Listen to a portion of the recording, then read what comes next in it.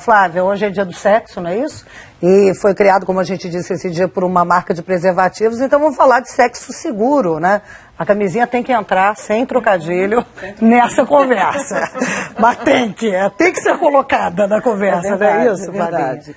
Não, achei curioso, porque foi uma proposta de vender uma ideia de sexo seguro, né, criando esse dia, 6/9, não é por acaso, né, 69. é o 69, e também, naturalmente, uma intenção mercadológica, quer dizer, você promove a ideia do sexo seguro, defende o sexo seguro e vende preservativos, porque você é um fabricante desse produto. Mas eu achei muito interessante a gente discutir essa questão discutir sexo no programa nesse dia do sexo e falar dos adolescentes, porque acho que se discute pouco, né, Maria, Sem sobre dúvida. isso. E foi lembrança da Camila, né, nossa Camilinha Silva, lembrou que o IBGE recentemente divulgou uma pesquisa com alunos do 9º ano do ensino fundamental. O IBGE consultou, numa parceria com o Ministério da Educação, 109 mil alunos do 9º ano em 2012. Quase todo mundo, 86%, quer dizer, quase 90%, tinham de 13 a 15 anos. E 28, vamos botar assim, um em cada 3, né? Em cada 3, já tinham tido ao menos uma relação sexual nessa faixa etária e nesse nível de escolaridade, que é bem básico. Então, sugere uma precocidade grande, sobretudo dos meninos. No caso dos meninos, 40% já tinham tido alguma relação sexual e 18% das meninas. A boa notícia, dado que há uma iniciação sexual entre eles ou com mais velhas, né? Porque a conta... Exatamente. A conta não fecha. A com conta não mais fecha. velhas, Ou então mais até velhas, com com profissionais, prostíbulos. porque isso ainda é uma... menos, mas... É menos existe hoje em essa dia? cultura. Sim, acho que sim. Existe essa interessante cultura. isso. Eu até diria assim, não é mais a cultura do pai levar, mas os garotos vão juntos. em Eles grupo. sabem lá um ponte, tem um mais espertinho. Sabem. Indica o caminho das pedras. Mas dado, Maria, e doutora, né, que eles são mais precoces no início da vida sexual, ou estão mais precoces, que eu acho que é quase uma volta às origens, né? O Brasil colônia era assim, né? Exatamente. 75% deles disseram que usaram preservativo na última relação sexual. O que é um dado bom, Estão né? conscientes. Deveria ser 100%, deveria ser eles deveriam se proteger mais. Mas é um índice que sugere um nível de informação sobre o uso do preservativo importante, né?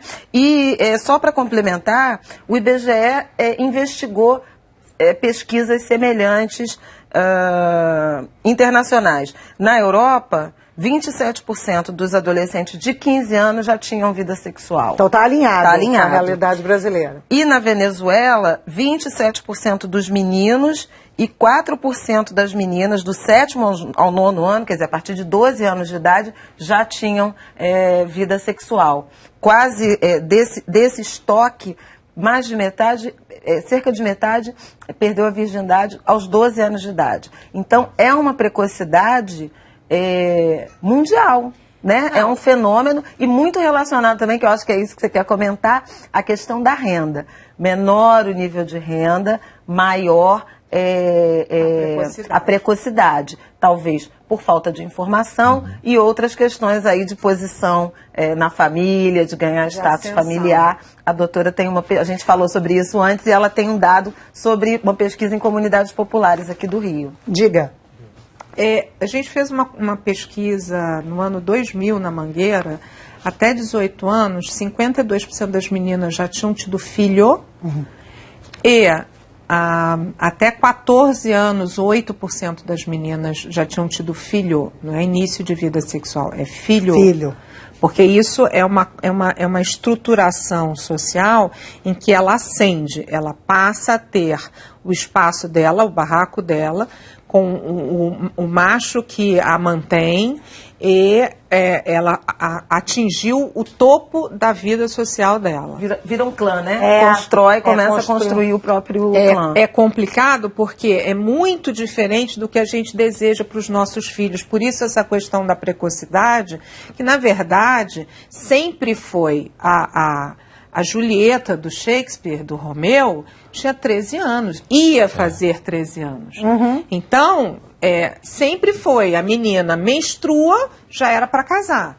Então, no início do século, há 100 anos atrás, uma menina de 16 anos que não tivesse casado era solteirona. Solteirona, hein? Casa Grande Senzala, você já vê isso. Exatamente, mas Gilberto é Freire fala isso. disso. Então, deixa eu só falar uma coisa que eu acho importante, né? A gente tem a questão da renda, da informação, da conscientização, que muitas vezes não é dada nas comunidades mais carentes, mas em qualquer tipo de nível de social já existe essa preocupação. Por exemplo, o pediatra da minha filha, ele aconselha que a partir de 11 anos de idade as meninas recebam a vacina contra o HPV.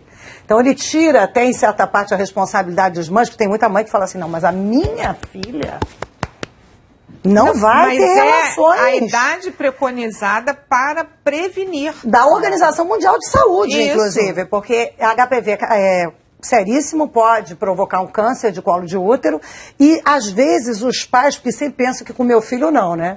Com um dos outros. Ou que a vacina vai ser um salvo-conduto, né? Agora liberou. Ou então que a vacina, é como se a vacina autorizasse, né? Fosse uma liberação, fosse um passe livre. Luiz Fernando fala muito isso aqui quando alerta sobre campanhas, sobre a importância dessa vacina. Mas só para fechar essa história da precocidade, quer dizer, independentemente da posição que cada um de nós tem em relação à família, o que deseja para os filhos e tal, este é um dado, né? Os jovens, os adolescentes estão fazendo sexo, estão iniciando a vida sexual muito cedo. Se este é um dado, se esse é o caso do seu filho, da minha, da sua filha, enfim, não saberemos e não temos como controlar. Então, fundamental é você democratizar a informação para que esse sexo seja feito de forma segura. Olha, tem duas coisas que eu tenho que complementar. Primeiro, a gente tem camisinha TIM. Qual é a diferença dela? Ela é mais fina. Novidades para mim. Eu estou descobrindo coisas incríveis aqui. A gente tem camisinha Sim. Em que ela é diferente, né? Ela é mais fina, porque o que acontece com o menino?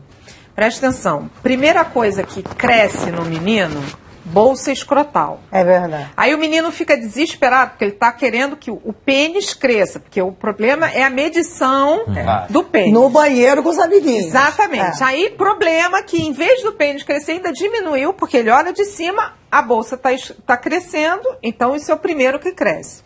Depois cresce o pênis em tamanho, então ele é fino. Depois é que cresce em volume. Então, o menino vai ter o pênis de adulto lá para os seus 16 anos. E como ele está iniciando precocemente, a camisinha sai. Entendi. É grossa, não fica.